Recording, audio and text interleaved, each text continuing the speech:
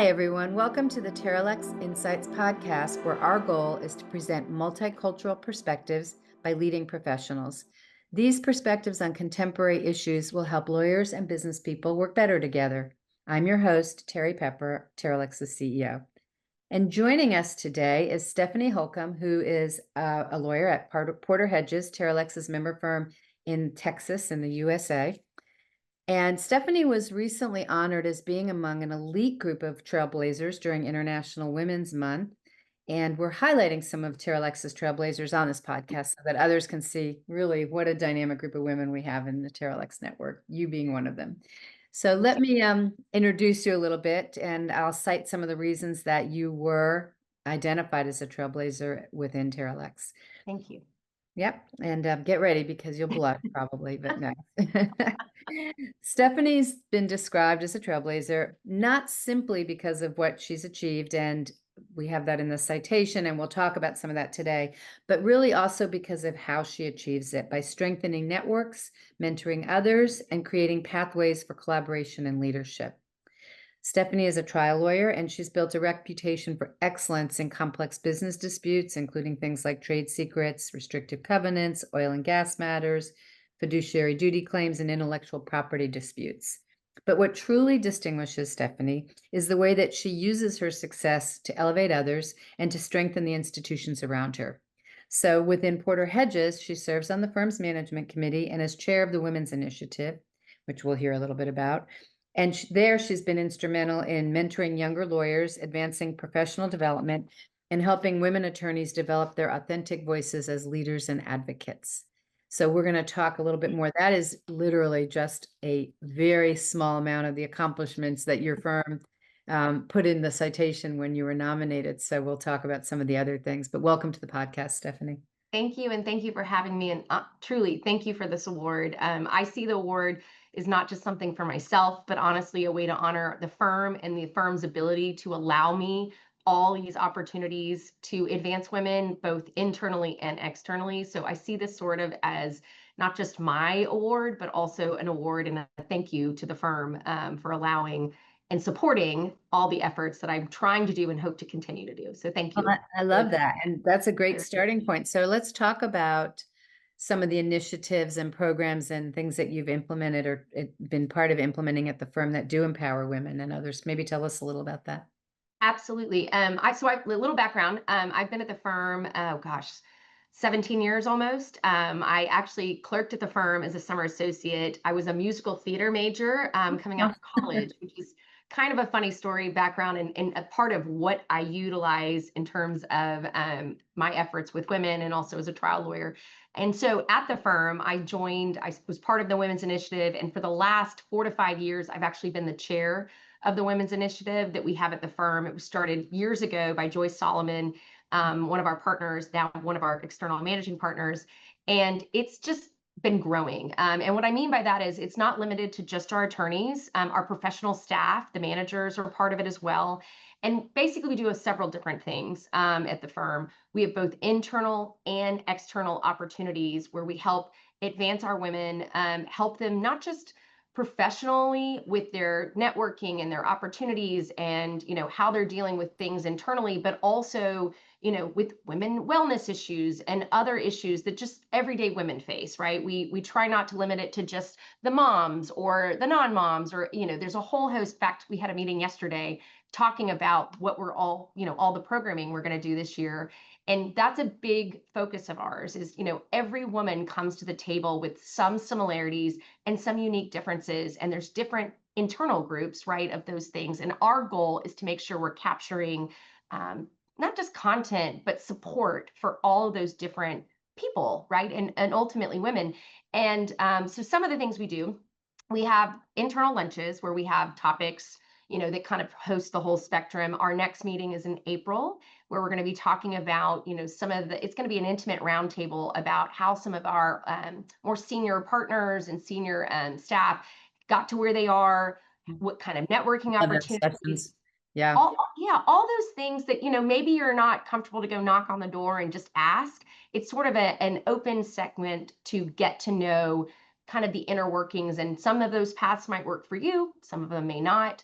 So we do things like that. We also host for our female clients an event in the fall and an event in the spring. We try to change it up a bit. We had Professor Farai Shapungi of Harvard Law School come last year to talk about leadership opportunities to our women clients and also our Women Initiative members. It was phenomenal. I had met her, and I know we might talk about this later, at the Yeah. Harvard leadership program I went to, and she was just a trailblazer in her own way. And so we try to bring those opportunities to our clients. We also host a children's event to allow our women attorneys and our women clients an opportunity to network, but also be a hero to your And kids. So we've done stuff at like a slime factory last year. We did the color factory. So on a Saturday, you get to get your kids out, you get to be a hero, they get a special event, and then you get to kind of have some great networking with some strong women. Our Women's Initiative group also supports, your involvement with external activities like DRI, Women in the Law, other things locally, not so locally as far as, other opportunities. And so we really are, and we've also helped with policy changes. And, in my time as part of being part of the Women's Initiative, when I started, I have 3 kids. When I started, I had parental leave with my first 2, and it was, the usual 12, well, I say the usual for our firm of 12 weeks paid parental leave. is Right. very generous in the United States, but elsewhere in the world, it's such Correct. a difference. Yeah. Correct. And I have great friends that I've met in other women networks in Canada and in other countries too that are like, that's great, but we we do a We little get a differently. year. We do it differently. Yeah. And so we came together, and with the support of our management committee and our firm, we put together, an expanded policy that wasn't, again, just limited to women, but to parental leave in general for, whoever the main, person is in the family who's sort of taking on the lead responsibility with childcare, and then, sort of the supporting, and they both get parental leave. We expanded the majority, or the main one, to 16 weeks paid. Hmm. Then we also included a ramp up period because it takes some time to kind of get back in the swing of it. And so you're not penalized for that.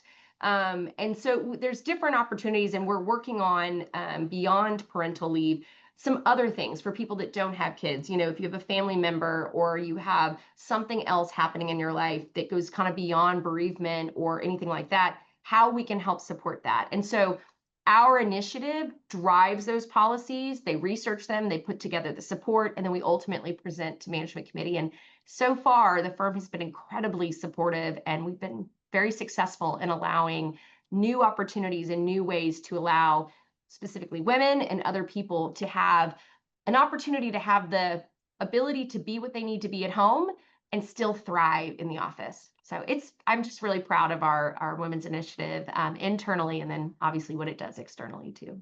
Fabulous. Yeah, I love the caregiver aspect being added to it, because Yes. I know a lot of compassionate organizations will allow that, but it's not part of policy, and then people are afraid to ask for it. So I think it's great that you're making it a formal thing. We are, and I went to a conference recently for Women in the Law for DRI, and I specifically attended a breakout session about women who don't have children, either by choice or by circumstance or by, some other scenario. And they were talking, and I wanted to go, again, mother of 3, but it was important to me as the chair of a women's initiative to realize there's an entire group of women that I might not be seeing with the content, the programming, the opportunities, the policies, because I might, again, not intentionally, but have blinders on for being a mom and knowing what challenges that is. And there are challenges, right? It's not ignoring that, but there's a whole other group of women who need support in a different way, right? And it may not be, like you said, the parental leave. It may be the caregiver need. It may be that, sometimes working moms have more deference when it comes to, I got to go for my kid or vacation or whatever, and they just assume that parental moms non-parental women are able to just do it all because they have more time. And so it was a very helpful, and that's kind of what led to now focusing on some other policies that are more well-rounded for a lot of different things that might arise that help women across the board, and men, that aren't just limited to parental. And I think that's the challenge, but I think it's important that we sort of see everyone as best we can. Fabulous. I mean, and especially I have a child, she's a grown up now, but I years after she was grown, then I had to deal with aging and ill parents, and so there's Absolutely. also yeah, so that's fabulous that you're doing that. Absolutely. Well, Well, you thank you. mentioned the Harvard Law School Women's Leadership Initiative, which you attended a couple of years ago. I'm anxious to hear more about that. Tell us about that experience. Absolutely. Well, I'm happy to report they ended with a little pomp and circumstance and a Oh, certificate. I can say I've graduated from Harvard now. Oh, I'm way to kidding. go. I mean, it's a check the box Elle Wood style from Legally Blonde. I feel like I've hit all my boxes now. No, the firm started sending women in equity partners and non-equity partners to this conference a couple years before me. It was something I was excited when they asked me to attend back in January of 2025. It was about 4 nights, 4 days in January, kind of cold in Boston, Cambridge area. But basically, we attend with women from literally around the globe. We had people from Tel Aviv and London, and obviously places in the United States and Canada, both attorneys and also in-house, and also people that were high up in the C-suites. So it wasn't just legal to some degree. And we all came, I think there were about 35 to 40 of us. We're now on a giant text string, and we try to stay in touch with each other, which is fantastic networking and support. Sure. Learned a lot about, they basically presented leadership skills, opportunities, training, different ways to approach things. Again, we probably hear about these all the time, but men might walk in, for example, and with a resume, these are the perfect examples, right? They may walk in with a resume and they may say, yeah, I know a little Spanish from whatever. I'm going to put Spanish. I'm teasing to the men, but they might hedge a little bit more in favor of themselves with more confidence. Whereas sometimes for women, this was just one of the examples, we might put something down on our resume, but only if we're 150% certain we could prove it, swear to it, all the things. And so they were just pointing out, based on historical studies and Harvard studies, about these just differences and how different tools, different opportunities for us as women to kind of sell ourselves with authenticity, but confidence. And a lot of different ways to do that. We would have internal group sessions where we would have lecture, for lack of a better word, but it was a discussion lecture. Then we would break out into individuals. And so you had an opportunity to meet Yeah, in an that's intimate way all these women. fantastic. Yeah, I'm Yeah, sure you got a lot out of that. That's great. I did. I did. And again, the firm was just incredibly supportive to do that. And I wouldn't have known about it, honestly, and except for that. And I brought a client with me. So it Oh, was a great that's even all better. around. Oh, checks all the boxes. It does. It And I will does. start calling you Elle. Well, One of my favorite ones. I only say that because with my background musical theater, when I announced to my family and to my friends and everyone else I wanted to go to law school and be a trial lawyer, and utilize those skills in the courtroom, which has worked out fantastic. But Makes they all they all laughed and said, "Is this because you saw the movie Legally Blonde?" And I'm like, sense. no, no. Although I will wear pink one day in court, it just Yes. hasn't happened yet. They say you can't say no to pink. I've always worn it in my prior life when I had job interviews. I love that. I Yeah. love that. I love that. I know we just finished a 2.5 week trial where I did voir dire opening and closing, and I really debated wearing pink. We had half female panel and half male jury, and I thought, just possibly, but I ended up in a nice, beautiful black suit with a little ruffle, little pink Well, I'm ruffle. interested to hear if you try it one of these days, how that goes. Absolutely, So absolutely. your firm describes you as an excellent mentor, one who lifts up others. So what are some tips you might have for people that want to be effective mentors or even be effective mentees? Yeah, no, absolutely. I think, well, first and foremost, I think I'm glad you said both, because I think even at my stage right now, where I am in my career, where I am at the firm and management, so forth, I see myself ideally as a mentor and still a mentee to so many things, and not just people that are more senior to me. I'm still mentored by people that are junior to me in a lot of different ways. And so I think step one is recognizing it is not just a looking down role for a mentor, right? Like you can learn so much from people that are more junior to you, and vice versa. So I think it's more of a collaborative mentoring relationship that helps. So that's, I think, the first thing I would say. The second thing I would say is I think my best mentoring, both when I received it and also when when I'm giving it, is there's a relationship aspect. I think you can help people better when you really know them, Yeah. really understand them, not just in the workplace, but what are they experiencing? What are they facing? What's going on? I mean, to the extent sharing is comfortable for them, obviously, we don't want to put people on the spot, but it helps me a lot to know my, especially female, for example, female associates, like what's going on? How do you feel about the workload you have right now? Do you feel connected to the case? Do you not feel connected to the case? What can I do to help you make, more of a connection with your team and your partners? And then taking the time, and I have been guilty of doing this less in the last couple months as I wrapped up trial, but we were talking about yesterday the need to thrive more in this direction again, which is taking the time away from our desk and having a personal minute with them at lunch, over Mhm. drinks or dinner or breakfast, whatever works for both of your schedules, and just really getting down to what are their goals? What do they want? And letting them do a lot of the talking, right? I mean, I'm a talker, if you can't tell. But I think we need to be good listeners and really hear them. And sometimes there's things I think that mentees say that is not as direct as what they're feeling, but you can gather from the tone, and I think we need to have those in person as best we can. It's not that Zoom is out. I love Zoom. I'm so thankful to have a world where Zoom and Teams is available to allow flexibility and opportunities from people around the globe. But for when you have people in the office, if it works for them, and again, flexibility, to take a minute and have a personal conversation with them in person, I just, from my experience, tend to feel that connection more Yeah. intensely, because I think when you're on these Zooms, sometimes, you can't help but hear, like, I had to actually shut my email off so I wouldn't see out of the corner of my eye, right? The bing, bing, bing, and the clock ticking.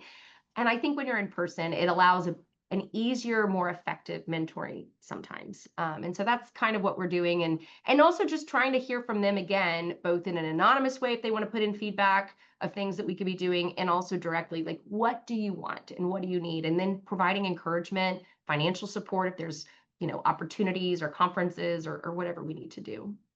Yeah, I agree. I think when you're in person, it does break down some of that power dynamic that Right. cause a mentee to hesitate to speak honestly or openly, because I, it's I more of a personal relationship.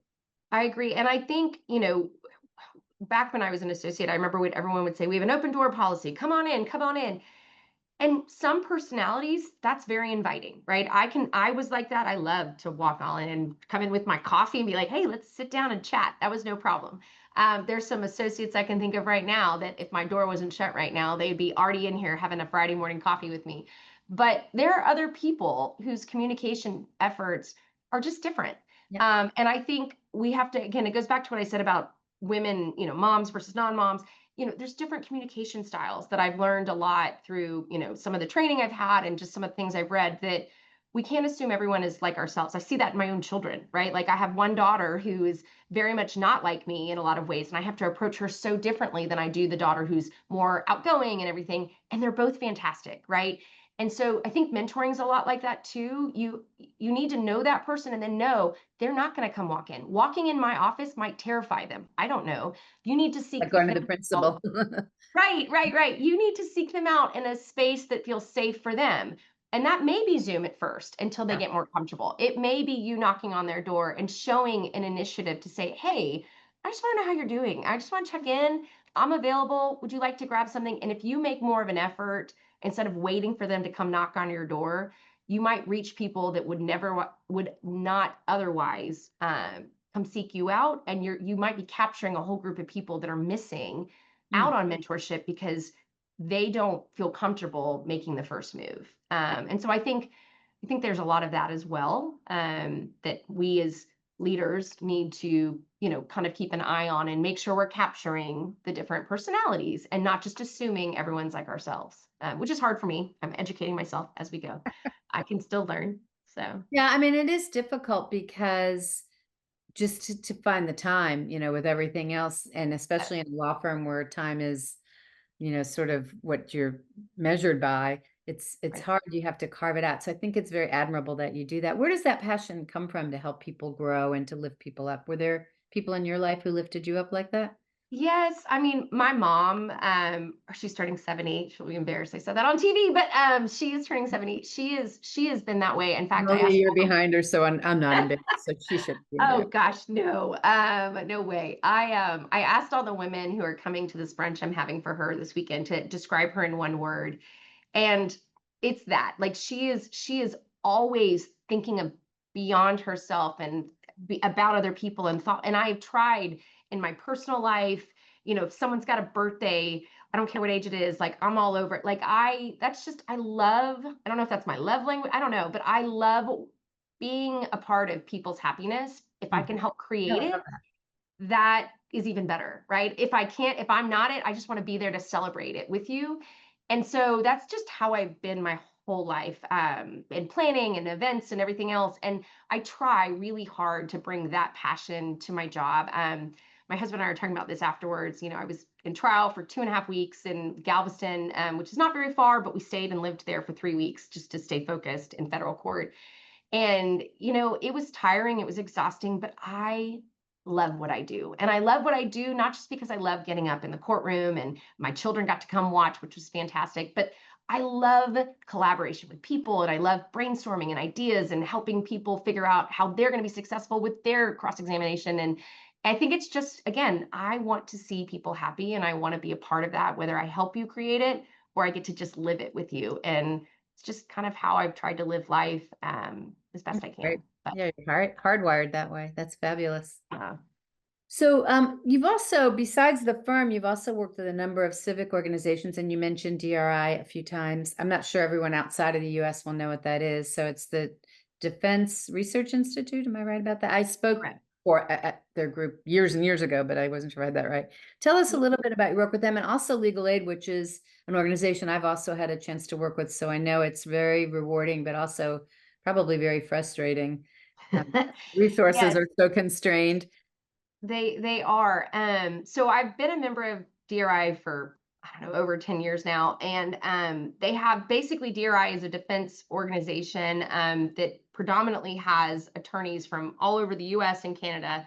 Excuse me, who represent predominantly defense clients in a defensive situation, with the caveat that obviously, you like the case I just had, right? We represented a large company in both the defense and the plaintiff standpoint from a breach of contract. But it's predominantly defense based versus like personal injury plaintiff cases. And so you get to the group as a whole has an annual meeting every year, but then within that year, you have subcommittees, employment based on specialties or affinity groups. And one of those affinity groups is Women in the Law, which is very dear and near to my heart.